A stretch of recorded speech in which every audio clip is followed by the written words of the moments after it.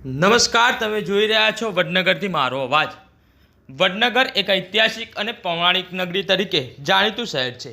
વડનગરમાં ઘણા નાના મોટા ઐતિહાસિક મંદિરો આવેલા છે। એવું જ એક મંદિર વડનગરના અમરથોડ વિસ્તારમાં આવેલું છે, જે મંદિર કપિલ મુનિ આશ્રમ તરીકે ઓળખાય છે। કહેવાય છે આ મંદિરમાં ઘણા સંતો સાધુઓએ તપસ્યાઓ કરેલી છે। આ મંદિર બહુ જૂનું અને ઐતિહાસિક મંદિર છે। બાબા રામદેવ પીરનું મંદિર આવેલું છે, જ્યાં 11 રોજ ભજનનું આયોજન કરવામાં આવ્યું હતું, જેમાં ખૂબ જ મોટી સંખ્યામાં ભક્તો જોડાયા હતા અને ભજનની રમઝટ બોલાવી હતી।